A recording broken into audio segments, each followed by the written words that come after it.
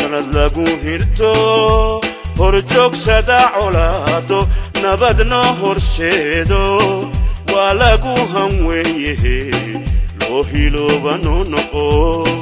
waa lagu hanweeye qarqaboobanoo noqo.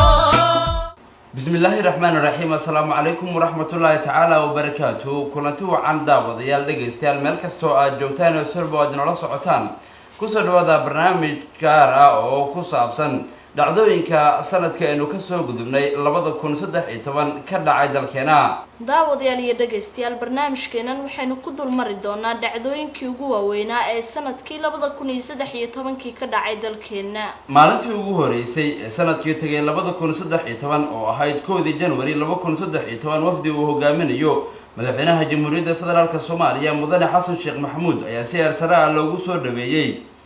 dalka Suudaan, halkaasi oo madaxweynaha uga qayb galay sanad guurada 7-aad ee kasoo wareegatay xornimada dalkaasi,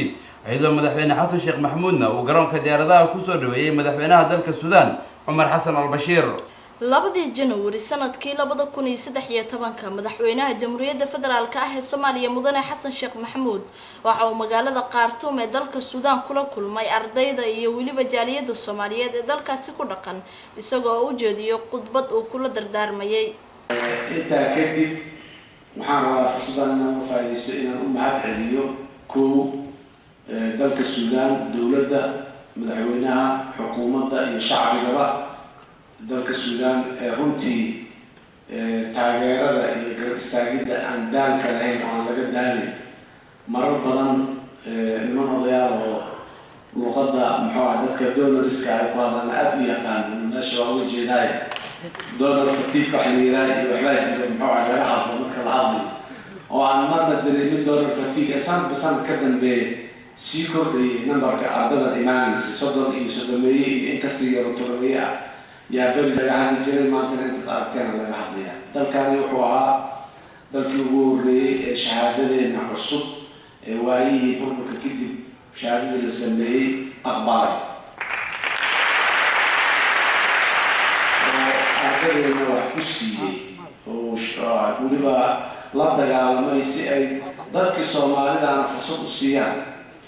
falsification كي يوزيف كي وحنا إنه إيرانية أو قفت أي وحسيريان أرض الصومالية أو ربع أو حصان بعطي أو تكسر سار كسر بحيوية حقيقية أي وحي جريان محور جلد ليلة مركز الصومالي أنت تجان شهادة الصومالي هي أداء بحي وحاولوا حقيقة سكر شهادة رسمية إنتهائية إنكارية وحا إنتسو شدين سو مشغولين قرش بليين عندنا سوء قادر مركز إتمالين مركز شهادة لكامل على مركز قفك سو دين وعندنا إنه فالسيفيكيشن وماشي كل مالين دي عندنا عقاب على أي سارة سيئتك هو عاجزات أو محمد على الواقع العرب وصلتها صلت الرئيسي مع الهوي أرض الصومالية أو قولي ستة أي دلك المجرد ardayda maxaan ku raadayay cabdilshiidada talatagaan oo jaamacada la siiyo iyo loo naxariisanayo Soomaalida lagu siinayo ayaa markay ka bixi waayaan ku dhacaan wadi waayaan qaarkood yaa Soomaalidu wax ma taqaan Soomaalidu wax baran karaan waa dagaal sokay dhibaato ku jira marka caqligooda xataa uu si yaraaday wax ma baran karaan يا نوجي بالكاسان نوجي هل كان مركي وري مركان مرة بقول ما هذا كان يراد أرض الصومالية وأرض الموفية يا ليرا يعني وحيد دليل تامر هذه ماشى أي كسرون هيدي مزيف كانوا كسرونها مرة إشارة هي بدأ ما ينهلنا لكن معكو هلنا هذا محمد هذا دولة السودان يتدارك كده 4 January sanadii 2013 aynu ka soo gudubnay xukuumadii uu baarlamaanka kalsoonida kala laabtay ayaa ku guuleystay inay si nabad ah ku sii daayaan la haystayaal u dhashay dalalka Sri Lanka iyo Syria kuwaasi oo in muddo u afduubna kooxo burcadbadeed Soomaaliya. 5 January sanadkii 2013 baarlamaanka federaalka ah ee Soomaaliya waxa uu iska dhex doortay gudoomiyaasha gudiyada joogtada ah ee golaha shacabka kuwaasi oo ka kooban 15 gudoomiye waxaana shir gudoominayay kulankaasi gudoomiye ku-xigeenka labaad ee baarlamaanka iyadoo sidoo kale xildhibaanada 5 January sanadkii 2013 lagu hordaariyay wasiir dowlihii madaxtooyada Faarax Cabdulqaadir 6 bishii January ee sanadkii aynu ka soo gudubnay 2013 madaxweynaha Jamhuuriyadda Federaalka Soomaaliya Mudane Xasan Sheekh Maxamuud ayaa xariga ka jaray dhismaha xarunta hay'adda nabad sugidda iyo sirdoonka Soomaaliya ayadoo maalintaasna lagu qabtay xarunta sanad guuradii 14aad ee ka soo wareegatay aasaaska hay'adda nabad sugidda qaranka Soomaaliyeed waxaana madaxweyne Xasan Sheekh Maxamuud uu isla maalintaasi dalacsiyay saraakiil ka tirsan hay'adda nabad sugidda qaranka 12 January sanadkii 2013 ciidamada commandoska Faransiiska ayaa howlgal fashilmay waxa ay ka fuliyeen deegaanka Buulamareer oo hoos timaada degmada Kuntuwaare ee gobolka Shabeellaha Hoose howlgalkaasina waxa ay sheegtay wasaaradda difaaca ee dalkaasi Faransiiska inay ku soo furanayeen ama ujeedkiisu ahaa inay ku soo furtaan Denis Alakis oo u dhashay dalkaasi Faransiiska isla markaana muddo 3 sano ah ay afduub u haysteen maleeshiyaadka Al-Shabaab laakiin Denis Alakis ayaa ku geeriyooday isla howlgalkaasi waxaana sidoo kale Al-Shabaab uu geeriyooday 17 maleeshiyood oo ka tirsan kooxdaasi wasaaradda gaashaandhigga ee dalka Faransiiska ayaa sidoo kale sheegtay in 2 askari oo ka tirsan ciidamada commandoska Faransiisku ay ku geeriyoodeen weerarkaasi fashilmay ay ku qaadeen deegaanka Buulamareer maalintii ku xigtay maalinta oo ay taariikhdu ku beegnayd 13 January 2013 golahii wasiirada ee baarlamaanku kalsoonida kala laabtay ayaa xilliga kulan ay ku yeesheen magaalada Muqdisho waxa ay ku cambaareeyeen weerarkaasi ay ciidamada commandoska ku qaadeen deegaanka Buulamareer ayadoo golihii wasiiradana ay xilliga tacsi u direen dadkii Soomaaliyeed ee ku dhintay halka 16 January sanadkii 2013 maxkamadda ciidamada qalabka sida ee Soomaaliya waxay xukun dil ah ku fulisay 2 askari oo ka tirsanaa ciidamada xoogga dalka kuwaas oo geystay kufsi iyo dil iyadoo tallaabadaasina ay ka mid ahayd go'aan ay madaxda sare ee qaranku u ansixiyeen la dagaalanka kuwa kufsiga geysanaya waxayna qayb ka ahayd tallaabooyinka hoos u dhigay kufsiga dumarka Soomaaliyeed loo geysto 18 January sanadii aynu ka soo gudubnay 2013 waxa ay ka mid ahayd maalmaha guulaha waaweyn u soo hooyday dowladda federaalka Soomaaliya madaxweynaha Jamhuuriyadda Federaalka Soomaaliya Mudane Xasan Sheekh Maxamuud ayaa maalintaasi waxa uu kula kulmay aqalka cad ee dalka Mareykanka madaxweynaha dalka Mareykanka Barack Obama ayadoo dowladda Mareykankana ay maalintaasi shaacisay in 23 sano kadib ay Soomaaliya si rasmi ah u aqoonsatay dowladnimo buuxda xogayihii hore ee arrimaha dibadda ee dalka Mareykanka Hillary Clinton oo kulankaasi kadib shir jiraa'id la qabatay madaxweynaha Jamhuuriyadda Federaalka ah ee Soomaaliya Mudane Xasan Sheekh Maxamuud ayaa waxa ay muujisay sida dowladda Mareykanka ay u garab taagan tahay dalka Soomaaliya. Good afternoon, everyone. It is a great privilege for us to be welcoming President Hassan Sheikh and his delegation here to the State Department. Today's meeting has been a long time in the making. 4 years ago, at the start of the Obama administration, Somalia was in many ways a different country than it is today. The people and leaders of Somalia have fought and sacrificed to bring greater stability, security, and peace to their nation.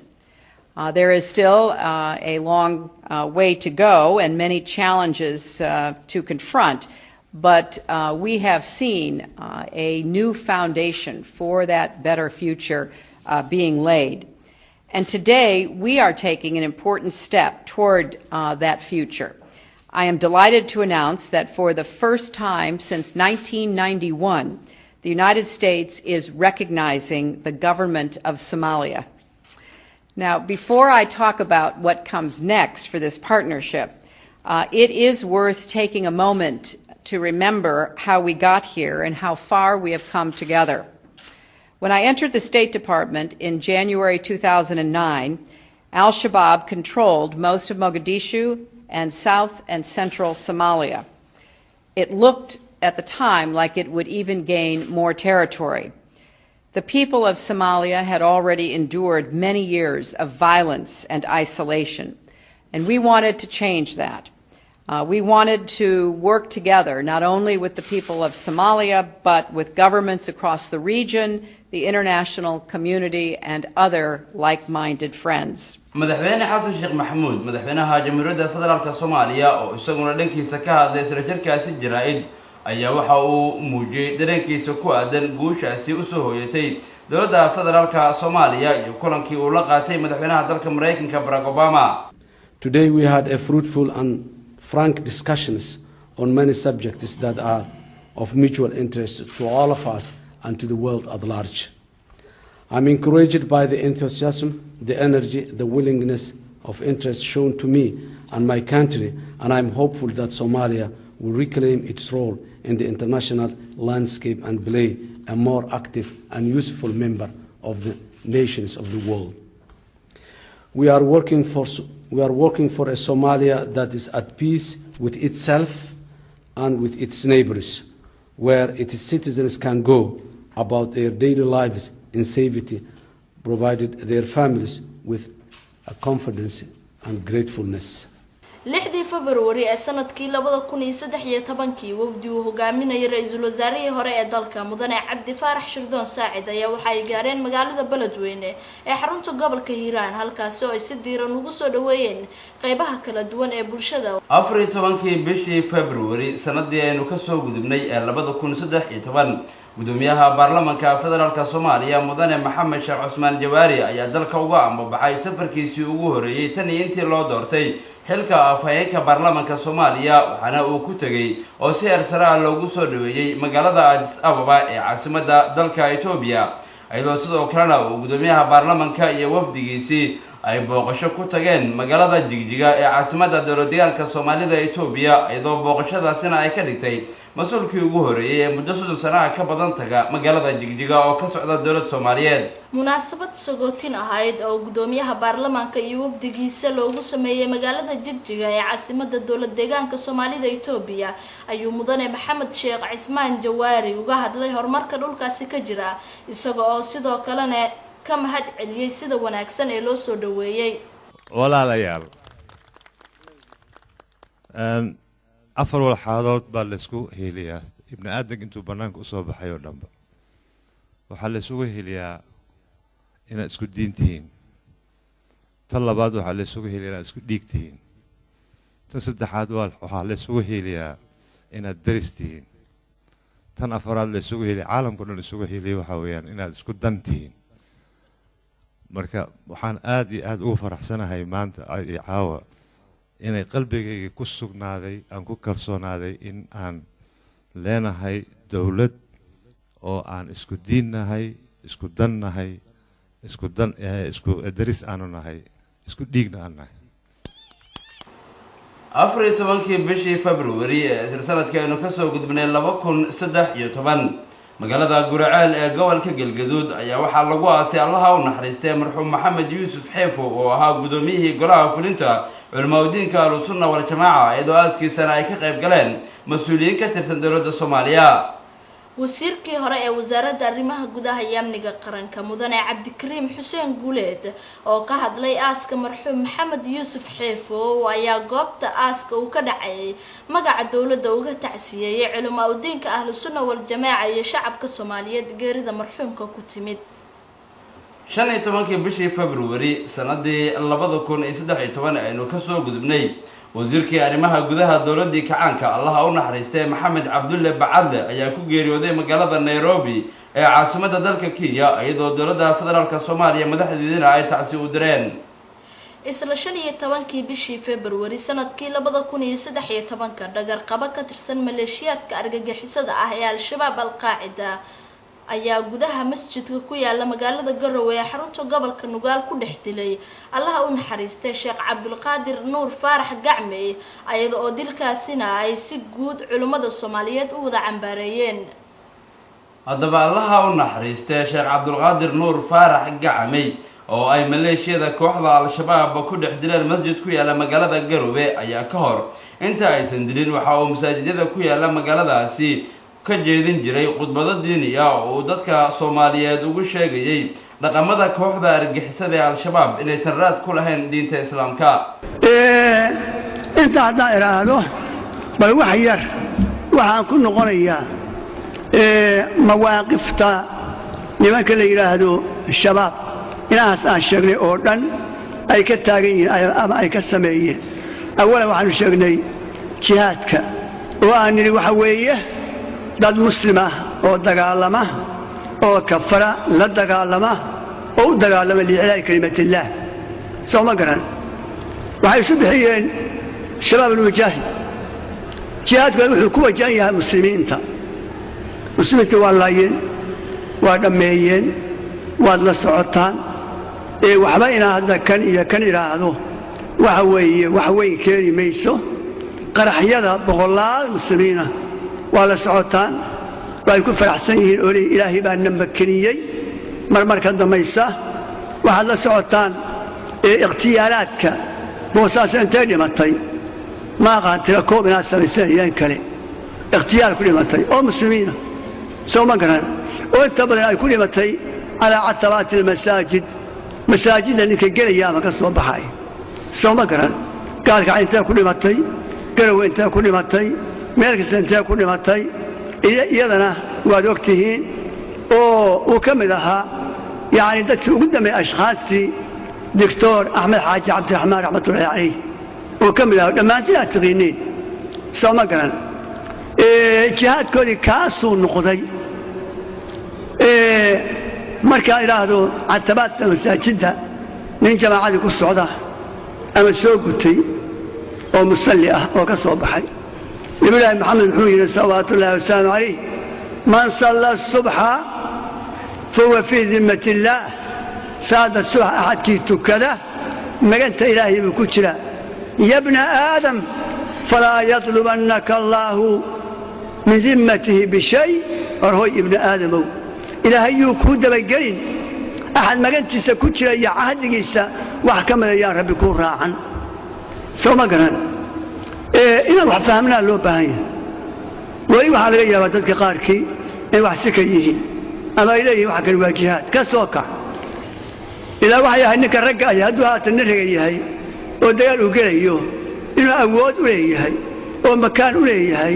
oo awood u leeyahay ummadda muslimiinta iyo maxastiisa inuu badbaadiyo ilaashado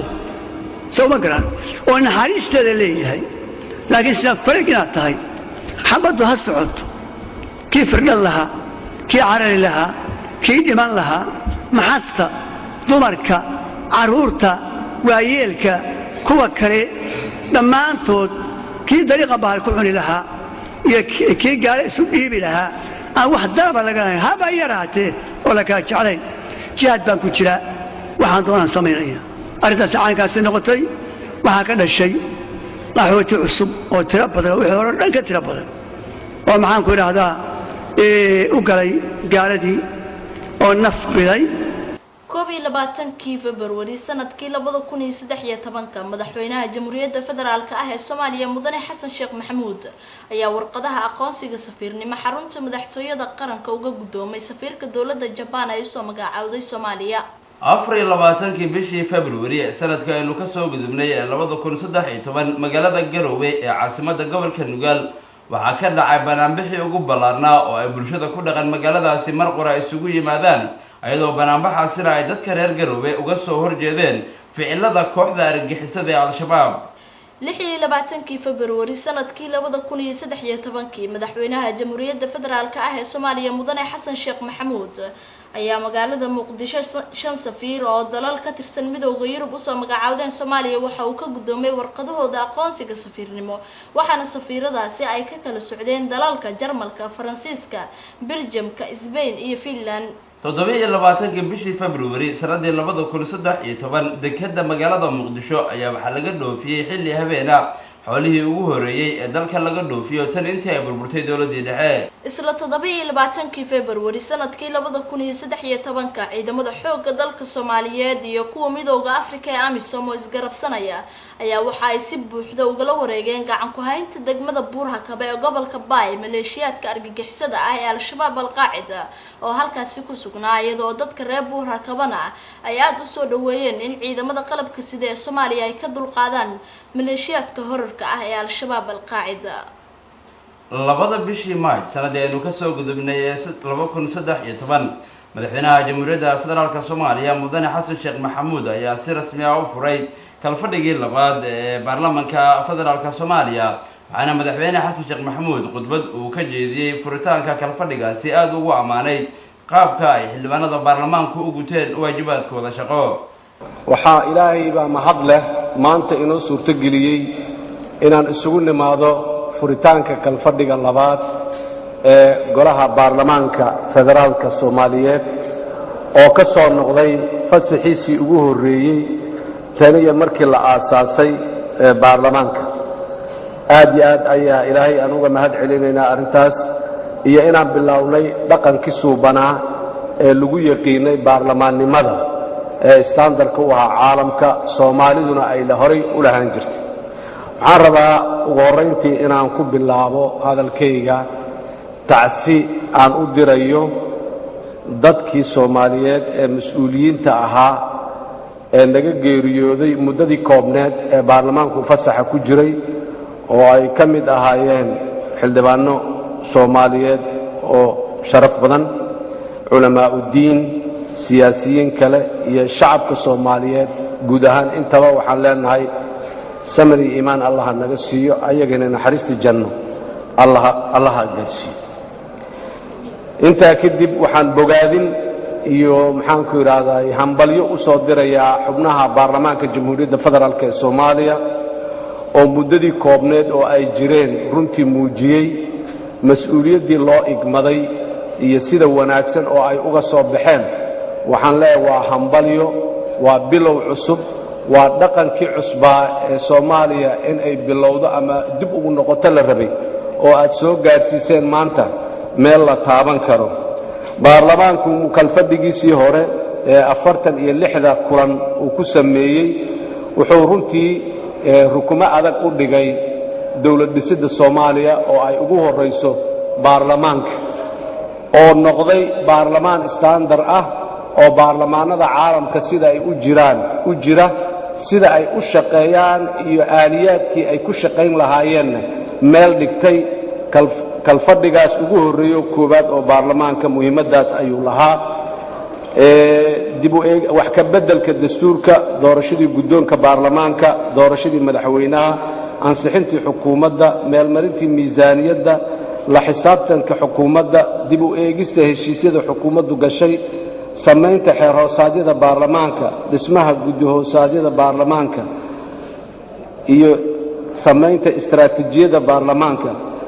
iyo galidii fasaxii koobaad kadib xildhibaanada intaas ay ku soo guulaysteen ayaa maanta aan ka soo noqonay waxaa xusid mudan oo aan rabaa iyadana inaan aad iyo aad baarlamaanka ugu bogaadiyo xildhibaanada ugu bogaadiyo sidii mas'uuliyaddu ay ku jirtay ee muddadii fasaxa ahayd ay qaar badan oo ayaga ka mida ugu bareereen inay qatar qaataan si ay u tagaan deegaanadii ay ka soo jeedeen safaradaas lagu tagay deegaanadii xildhibaanadu ay ka soo jeedeen ma qatar la'ayn ma riski la'ayn laakiin waxay ahayd tallaabo geesinimo leh oo loo bareeray meelihii ay tageenna runtii wax badan oo wanaagsan oo baarlamaanku mas'uuliyaddiisii ka mid ah xildhibaanka dawlad dhisidda Soomaaliyana aasaas rasmi u ah ayay ka soo qabteen guud ahaan baarlamaanka waan ku hambalyaynaynaa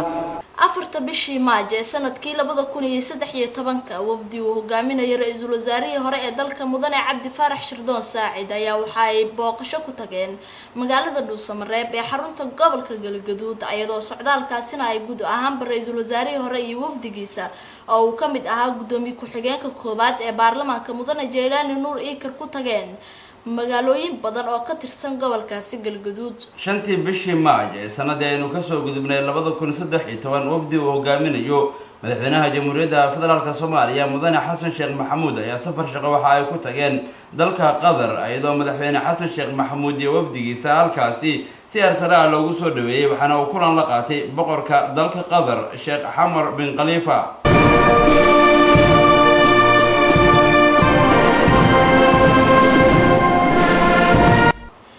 lixdii bishii Maaj maaj sanadkii 2013 golaha ammaanka ee qaramada midoobay oo kulan ku yeeshay magaalada New York ee dalka Mareykanka waxay si buuxda isugu raaceen in la qaado cunaqabateynta hubka ah ee Soomaaliya saarnayd ayadoo tallaabadaasina ay madaxda sare ee qaranku si aad ah u soo dhaweeyeen maadaama ay dawladdu dadaal dheer ku bixisay in dalka Soomaaliya laga qaado cunaqabateynta dhinaca hubka ah maadaama ay la dagaalamayso kooxo argagixis ah. sagaalka bishii maaj ee sanadii aynu ka soo gudubnay 2013 ra'iisul wasaarihii hore ee dalka mudane Cabdi Faarax Shirdoon Saacid iyo wafdi uu hogaaminayo ayaa gaaray magaalada Garowe ee caasimadda maamul goboleedka Soomaaliyeed ee Puntland halkaasi oo ra'iisul wasaaruhu heshiis uu kula soo saxiixday madaxweynaha maamulka Puntland Cabdiraxmaan Faroole. 13 bishii maaj sanadii 2013 waxaa magaalada Muqdisho ka dhacday munaasabad ballaaran oo ay xilalka ku wareejinayeen taliyihii hore iyo abaanduulihii hore ee ciidamada xoogga dalka Soomaaliyeed Sareeyagaas Cabdiqaadir Sheekh Cali Diini iyo Generaal Cabdikariim Yuusuf Aadam Dhagabadan ayadoo xilkaasina ay la wareegeen taliyaha cusub ee ciidamada xoogga dalka Soomaaliyeed Generaal Daahir Aadan Cilmi Indhaqarsho iyo abaanduulaha cusub ee ciidamada xoogga Generaal Cabdirasaaq Khaliif Cilmi. khudbada ay munaasabadaasi ka jeediyeen taliyihii hore ee ciidamada xoogga dalka Soomaaliyeed Sareeyagaas Cabdiqaadir Sheekh Cali Diini iyo abaanduulihii hore ee ciidamada xoogga dalka Generaal Cabdikariim Yuusuf Aadan Dhagabadan waxa ay labaduba si wadajir ah ugu mahadceliyeen ciidamada xoogga dalka Soomaaliyeed iyo saraakiishooda sidii ay ula soo shaqeeyeen muddada ay xilkaasi hayeen. horta ilaahay baa mahadda iska leh waxaan maanta ilaahay uga xamdinaa inaanu maanta joogno oo xafladda ku qabsanay wasaaraddii gaashaandhigga oo muddo ka dambaysay madaxweynihii hore ee dalka Soomaaliya Maxamed Siyaad Barre aan cidlo fadhiisan. waxaan qabaa saaxiibadayda cusub taliyaha ciidanka cusub abaanduulaha ciidanka cusub waxaanu marka hore leenahay hambalyo ku soo dhawaada. marka labaad haddii aan xoogaa yar taataabto dagaalka maalintiina la magacaabay annaga waa naga nasiib fiicantihiin ee taas ogaay maalintii annaga nala magacaabay dagaalku wuxuu joogay madaxtooyada derbigeeda ayuu ka dhacay. maantana dagaalku wuxuu marayaa Baydhabo oo la furay Hiiraan oo lagu socdo Kismaayo oo lagu socdo xeebta oo meel dheer laga joogo oo lagu socdo. waxaan idin rajaynayaa inta hartay ummadda Soomaaliyeed iyo ciidamadaba aanu leenahay waa in halganka meeshiisii laga sii wado. aanan qabo inaan aaminsanahay inaad ka sii wadi doontaan guulna ka gaari doontaan. waxaan qabaa inaan halkankan hambalyo uga soo jeedo dhammaan ciidamadii hawlka oo ku dhintay oo ku dhaawacmay. waxaan qabaa waxaan la ilaawi karin oo aan marna la ilaaweyn dadku sida u xantamayaan aan ahayn inay yihiin duruufu dhib badan ayaa haysa. waxaanse qabaa inay yihiin halgamayaal qaran. haddaan ka soo qaado taliyagaasyada taliya guutada waxay ku shaqaynayeen hoggaamada cid kasta oo meeshaan joogta waxay ku shaqaynayeen iskaa wax u qabso. waxaan qabnaa inaanaan weli ka gudbin iskaa wax u qabso inkastoo maanta rasaasta aan helayno aan baryayno inkastoo daawada aan baryayno inkastoo naan isbitaal lahayn dhibaatooyin badan jireen haddana maanta waxaad moodaa daruuro cusub iyo ifafaalo cusub inay yimaadeen. waxaan leeyahay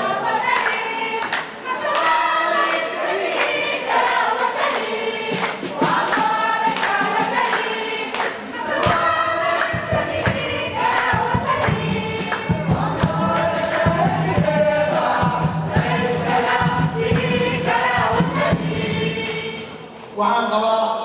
ragga halkan fadhiya ee saraakiisha ah ee hoggaamada ah inaysan gaadiid lahayn inaysan guri lahayn inaysan dhaqaal lahayn ee ay ku shaqaynayeen iskaa wax u qabso.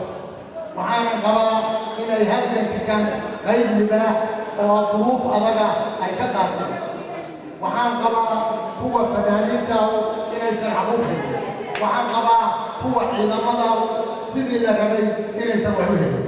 sida kuwa jajaban kuwa dhintay kuwa dhaawacay. waxaan qabaa in aad meesha ay maraysay aad ka qaadaan ciidamadana waxaan leeyahay bacda saxaafadda leh waxaan qabaa ciidamadu siday annaga shalay noola shaqayn jireen ama saraakiishu noola shaqaynaysay si ka wacan oo ka fiican inay uga shaqeeyaan madaxda cusub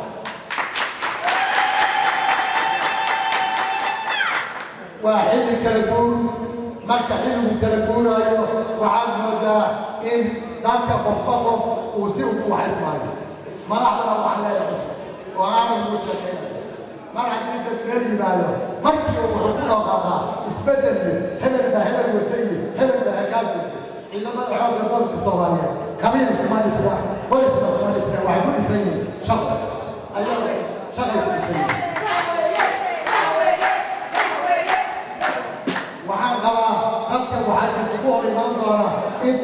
inta ugu afmeeshaarsan oo aan shaqada hayn inta shaqada haysa maba arkaysa laakiin inaan shaqada hayn oo meelaha iska wareega oo iska warwaraba yaysan waqtiga dhubin ee kuwa shaqada iyo furinta jira hala aado oo kuwaas talada iyo arrinta siiya waxaan qabaa ood arki doontaa kuwa badan oo dayn qaba kuwa badan oo tiibija qaba kuwa badan oo aad u dhibaataysan ayaa arki doontaa waxaana inkaga baahan yihiin xal waxay inkaga baahan yihiin waxqabasho waxay inkaga baahan yihiin daaweyn waa hubaa inaan jeebkiiga dhaqaala ku jirin ilaahay hadduusan dowladda hadda ka soo saqirin awal hore qasnad iyo jeeb midna maanalahay waxaan ognahay ama aad ogsoontiin annaga laftigeena idinla hadlayna kanjaleeriya saaxiibayaal maanaan lahayn kanjaleeriyada xafiiska lagu fadhiisto maanaan lahayn cabdullaahi macallin iyo cabdulqaadir macallinuuri qoladaasa nala jira warbalmeelaha wax ka raadraadeen oo dayn ugu jiri jira laakiin ma ahayn mid mundaa ama mid qarasha oo noo qorano ma jirto waxaan qabaa saraakiisha halkaan fadhiya iyo askarta wax loogu abaalgudo inaanan garan karin waxaan jeclahay halkan inaan hambaliyo uga soo jeediyo saraakiisha cusub taliyaha cusub banduulaha cusub ee xoogga dalka Soomaaliyeed waxaan leenahay hambaliyo hana noqoto midii jagadaas haysan oo idin magacaabay adinkuna kuwii si fiican u gutaan noqdaan ummadda Soomaaliyeed ay maaliso ayaan rajaynayaa xilkaan ay idin magacaabay hambaliyo leeyahay waxaan rabaa inaan dhowr halkan ka taabto halkan maanta aan taagannahay oo xafladda ku dhiganayno iskama imaan waa markii ugu horreysay oo 22 sano ciidanka xoogga dalka Soomaaliyeed uu dib ugu soo noqdo markii la xoreeyay kabacdi laga xoreeyay alqaacida oo u ahayd sadiq halkaan ka dhigatay ama ay u ahayd sadiq dad kala gedisan oo markaas ayagu mabda ay ku dagaalamayaan aan garanay hase ahaatee ayagu naftooda iyo shacabkooda iyo dalkoodaba dhibaato u keenay taas oo ah dagaaladii sokeeye ayaa naftooda qoran u ahayd haddaba waxaan leeyahay kuma imaanin muxuu ahaayeeto arrin sahal waxay ku timid shaqo badan waxay ku timid dhiig badan oo ku daatay waxay ku timid dhimasho marka waxaan leeyahay dhammaanteen waxaan jeclahay dadkii halkan ku dhintay ha ahaadeen kuwii Soomaaliyeed ha ahaadeen dadkii lagu caawinayay oo loo soo gurmaday oo waddamada kala gedisan ka yimid sida Uganda iyo Burundi gaar ahaan ciidanka Burundi oo halkan runtii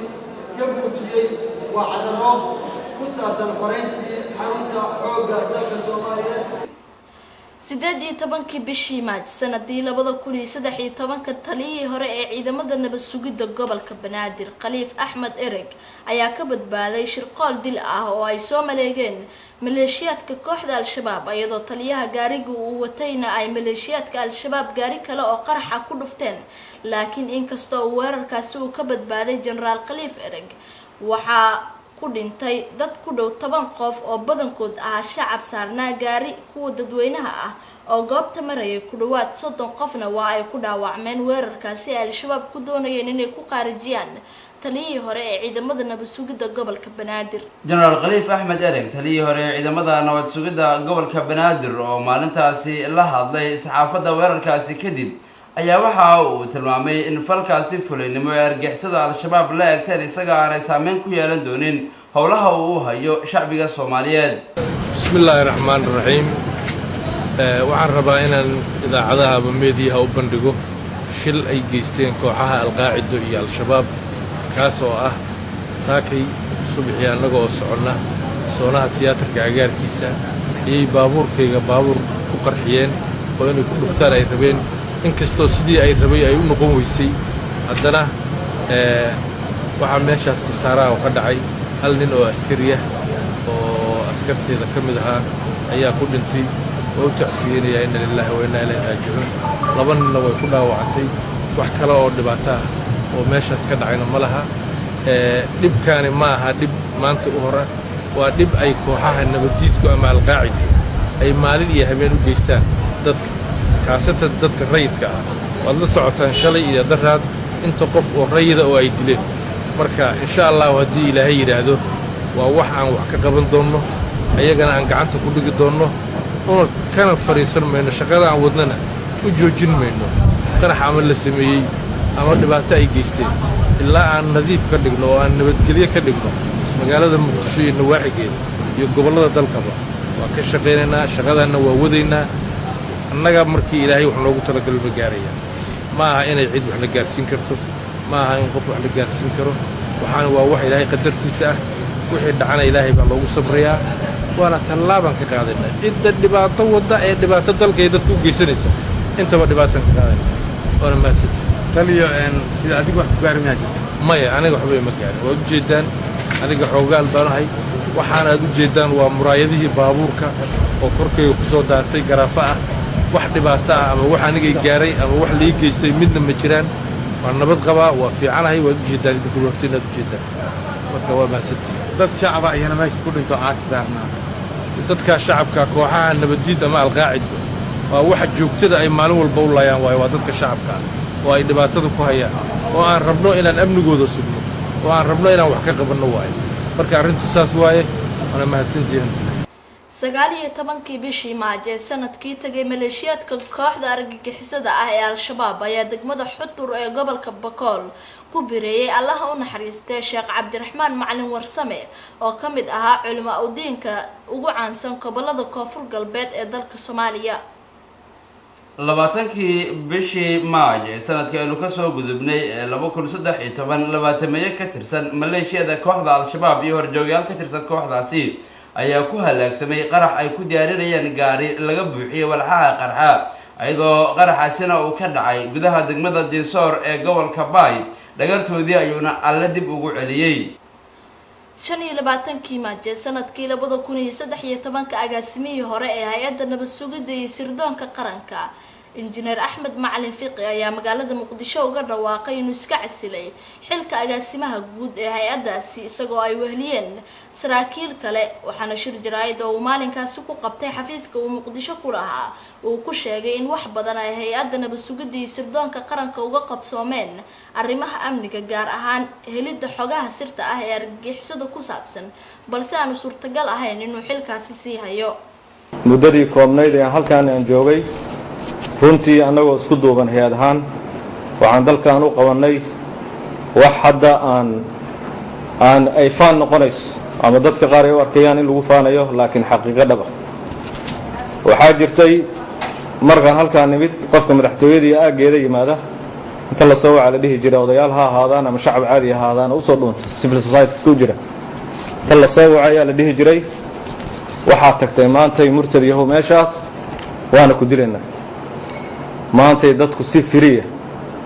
qofka ka yimaada buulamareer wuxuu awoodaa intuu madaxtooyada tago inuu buulamareer ku laabto ayadoon la fahmin waxaan indhaha ka tirnay amniyaadkii iyo shabakaadkii shabaab ee magaaladan ka shaqaynayay ee dadkaas dhibaatada ku hayay waxaan kaloo runtii ka takhallusnay oo waayahan ina maqal qarax gaar ahaan kuwii wadada roadblock oo wadada geeseeda la dhigi jiray oo baabuurta amisom iyo baabuurta kaleba la adeegsan jiray waxay ku aruureen waxaad og tihiin oo kale oo hadda ay ugu dambaysoon rajaynaya saxaafaddu inay aragtay wiilashii xaafadan warta nabadda bambooyinkii iyo miinooyinkii dhigi jiray oo muddo la daba socday oo xalay lagu guulaystay iyagoo wada dhammaystiran shabakad yaroo kooban oo 4 qof ka kooban ayadoo dhammaystiran la soo qabtay waxaan u cirib tirnay shabakad ilaa ay gaareen hadda inay go'aansadaan in dadka nabad sugidda ah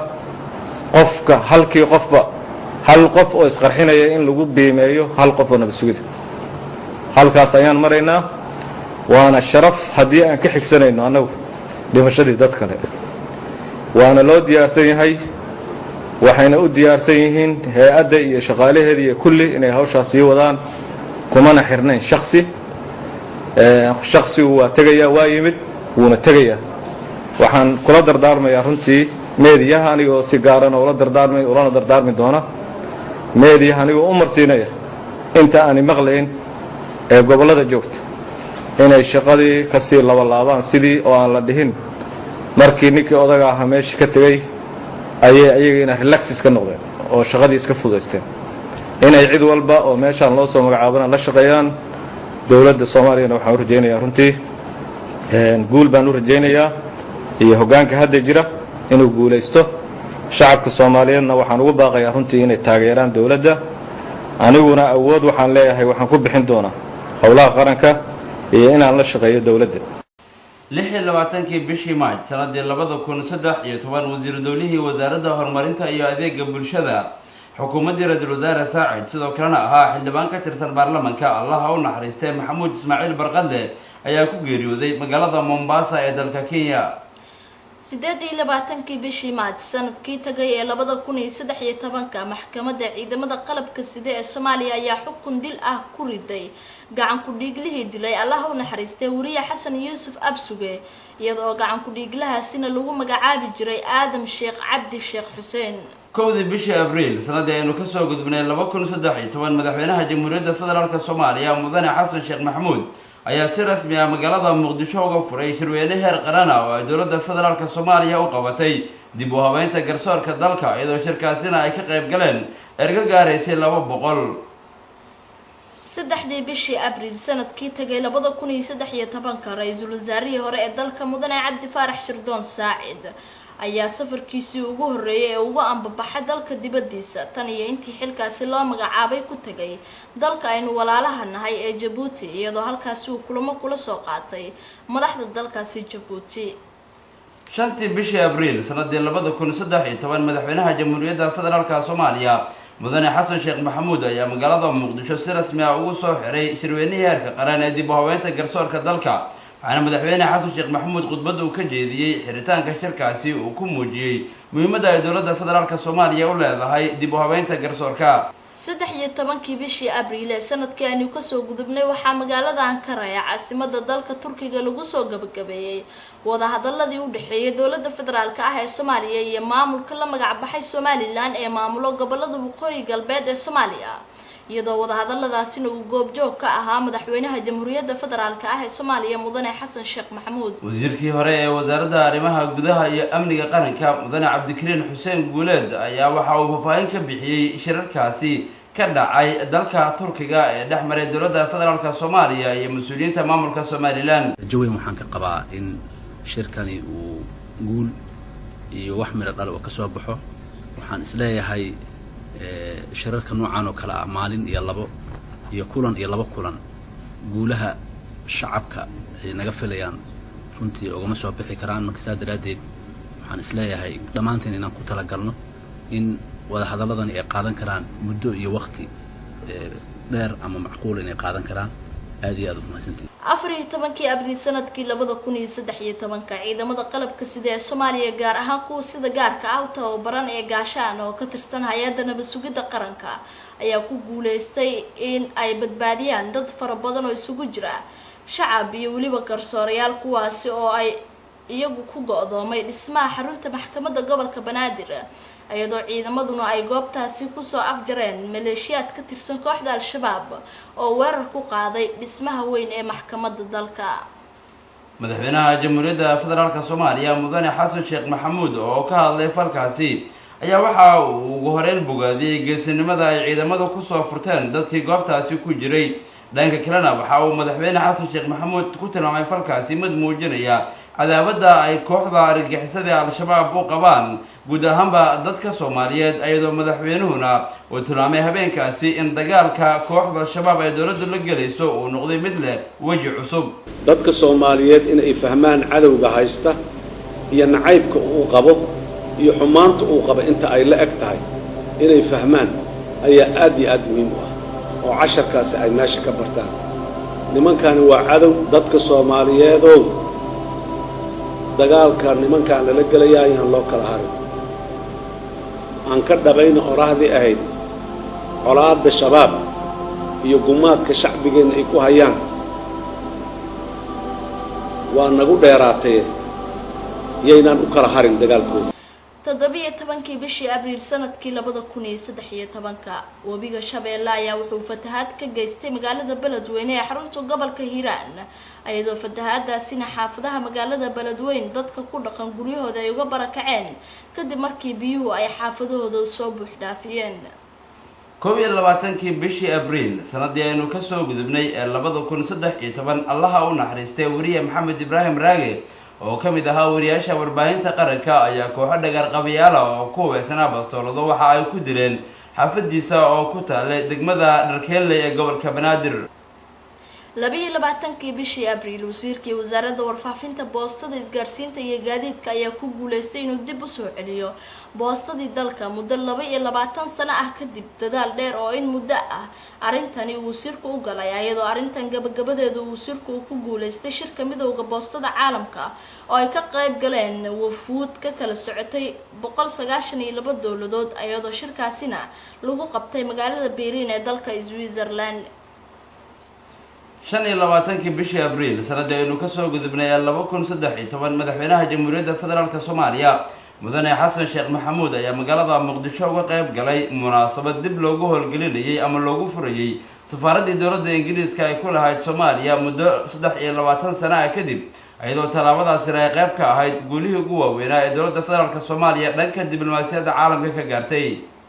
26 bishii Abriil ee sanadkii 2013 Allah uu naxariistay Abwaan Cabdullaahi Macalin Doodaan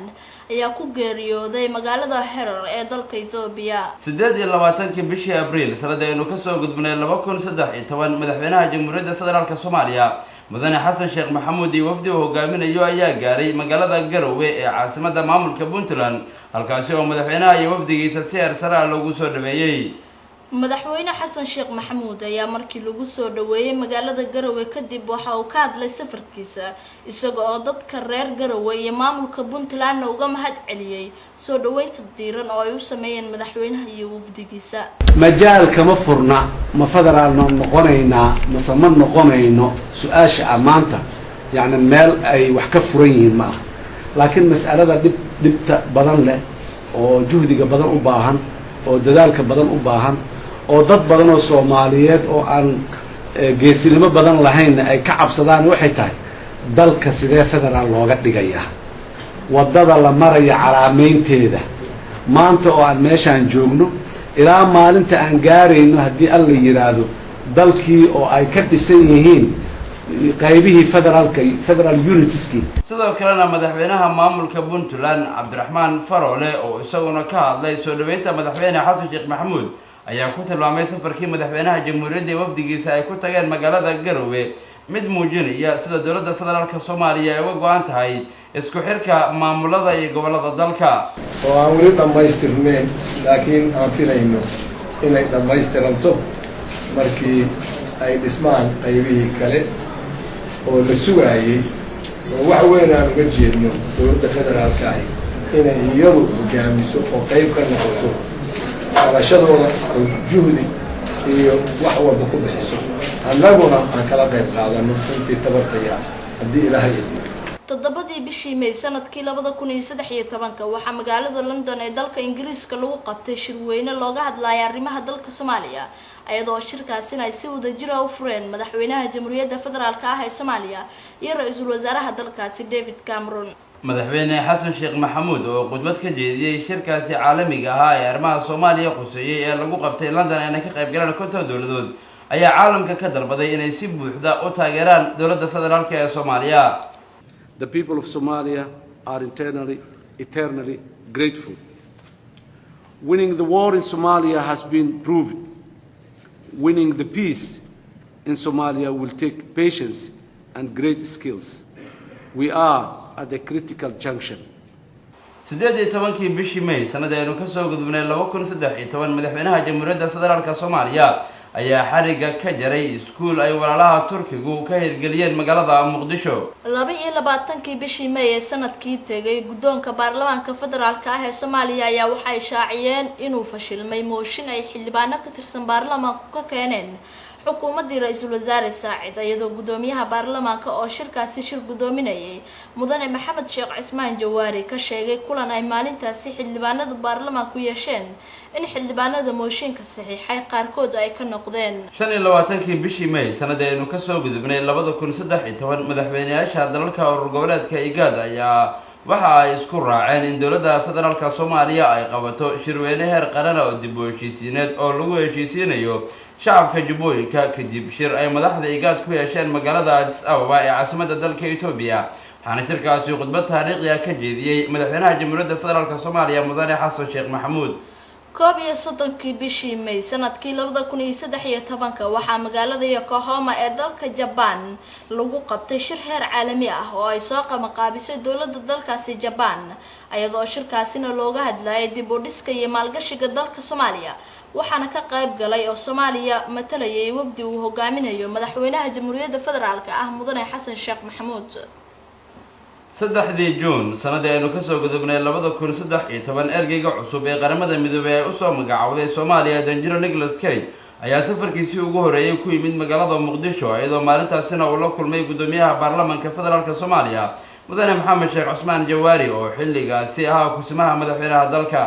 isla 3 bishii Juun ee sanadkii 2013 waxaa magaalada Muqdisho ku geeriyooday Allah u naxariistee Abwaan Barre Ganey oo ka tirsanaa fanaaniinta kooxda horseed ee ciidamada xoogga dalka.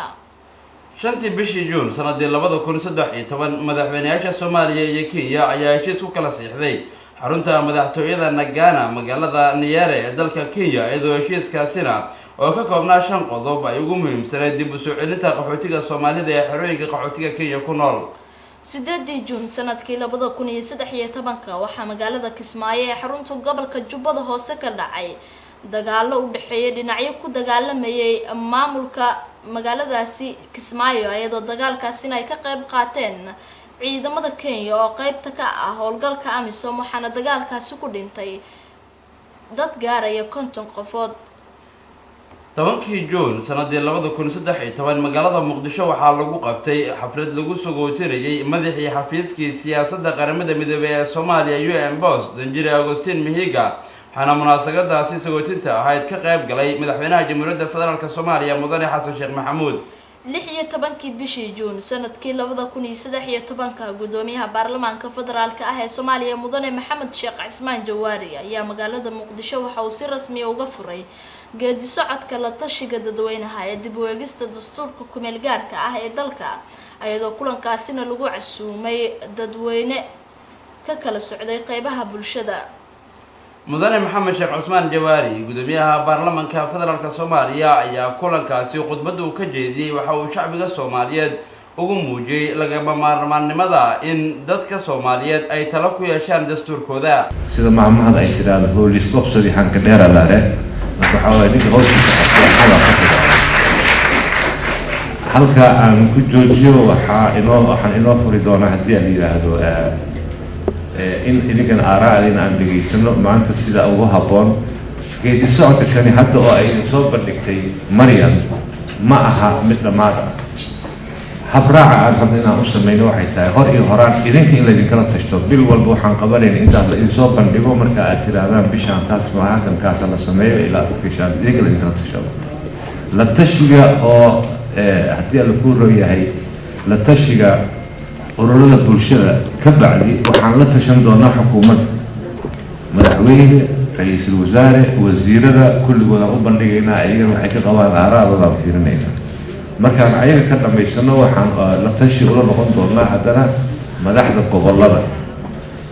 haddii aan ku ruuy madaxda gobollada lagala tashanaya ayagana say u arkaan waayo hirgelinta in laysla wada hirgeliyaa la rabaa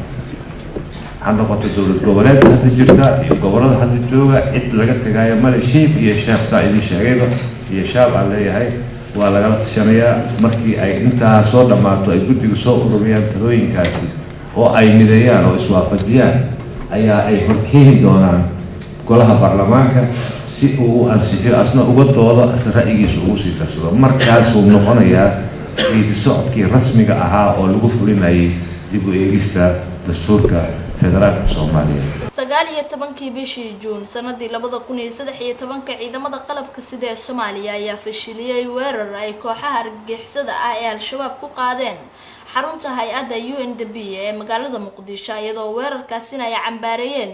madaxda ugu sareysa ee dalka 20 Juun sanadii 2013 madaxweynaha Jamhuuriyadda Federaalka Soomaaliya Mudane Xasan Sheekh Maxamuud ayaa magaalada Muqdisho ku soo xiray shirweynaha qaran ee dib u habeynta waxbarashada kaasi oo dowladda federaalka Soomaaliya soo qaban qaabisay waxaana shirkaasi oo socday muddo 3 maalin ah ka soo qayb galay erga 200 ka badan madaxweynaha Jamhuuriyadda Federaalka ah ee Soomaaliya Mudane Xasan Sheekh Maxamuud oo khudbad ka jeediyay gabagabada shirweynahaasi qaran ee dib u habeynta waxbarashada dalka ayaa waxa uu ka hadlay muhiimadda ay dowladda federaalka ah ee Soomaaliya siinayso horumarinta waxbarashada dalka Soomaaliya maanta runtii waa maalin aad iyo aad u weyn oo taariikhda Soomaaliya iyo dib u habeynta dowladnimada Soomaaliya yani ku leh magac iyo maqaam aad iyo aad u weyn waxbarashada iyo muhiimadda ay leedahay iyo sida ay muxuu ahaay u weyn tahay waa aad iyo aad looga hadlay ma doonayo inaan ku noqdo laakiin sida loo tilmaamay ayaa dhab ah haddii aan doonayno dalkeena iyo dadkeena inaan qaabayno oo aan u qaabayno si wanaagsan waxa ay nooga xiran tahay waa waxbarashada adduunyada maanta aan joognahay waxaa nala degan oo ku nool dad khayraad badan barwaaqo badan resources fara badan hanti badan haysta iyo kuwa aan waxba haysanin oo dhulkooda waxba aanu lahayn dhulkana aan waxba ugu jirin dhulka korkiisana aan waxba uga bixin oo beer xataa aan u bixin haddana labadaas ummadahaas marka qaarkood isbarbar dhigto waxaad arkaysaa kuwii aan waxba haysanin inay aad u horeeyaan oo aad muxuu ahay u yihiin mutaqaddim kuwii wax haystay oo ama khayraad dhulka ka hoos haystay ama xoolo dhulka korkiisa saaran haysteen ay dib u dhacsan yihiin waxa la isku dhaafay waa waxbarashada oo kaliya 20 Juun 2013 Allah u naxariistay marxuum Maxamed Faarax Jimcaale oo kamid ah xildhibaanada baarlamaanka federaalka Soomaaliya ayaa ku geeriyooday magaalada Muqdisho oo kadib xanuun degdeg ah oo ku soo booday 24 bishii Juun sanadkii 2013 Allah u naxariistay marxuum Boqor Cabdullaahi Boqor Muuse Boqor Yuusuf oo ahaa boqorkii beelaha Daarood ayaa ku geeriyooday dalkaasi Finland 26 Juun 2013 wasaaradda warfaafinta boostada isgaarsiinta ee gaadiidka dowladda Soomaaliya ayaa dib u howlgelisay 22 sano kadib boostada dalkeena kadib munaasabad xariga looga jarayay oo lagu qabtay xarunta boostada iyadoo munaasabadaasina ay ka qayb galeen mas'uuliyiinta wasaaradda mas'uuliyiin ka tirsan wasaaradda warfaafinta boostada iyo isgaarsiinta iyo gaadiidka dowladda Soomaaliya ayaa xilligaasi ka hadlay muhiimadda ay shacabka Soomaaliyeed u leedahay dib u howlgelinta boostadii dalka maanta 26 Juun waa maalin aad iyo aad u weyn markeedii horeba Soomaaliya ku weyn waa maalintii ay bilaabatay in jamhuuriyadda Soomaaliya ay xorriyaddeedii qaadato calankeedii soo ceshato ay bilaabatay waxaan ugu soo fool leh maalmihii xorriyadda 27 baan ugu soo dhow ayadana berri ah waxaa noo xigi doonta haddii Ilaahay yiraahdo oo loo diyaar garoobayaa maalintii xorriyadda muxuu ahay buuxda oo taama aan qaadanay oo calankeena la taagay baan xusi doonaa oo kowda luulyo haddii Ilaahay yiraahdo taasaan u diyaar garoobaynaa farxaddaasi ummadda Soomaaliyeed oo dhan aan la wadaagayno oo ugu hambalyeynayno ka sokow waxaan ugu bishaaraynaynaa maanta 26 Juun boostadii Soomaaliya oo muxuu ahay 22 sano ka maqanayd muxuu ahay adeegeedii ummadda Soomaaliyeed ka maqanayd in muxuu ahay la soo celiyay oo maanta xaragga aan ka jarnay dib u howlgelinteedii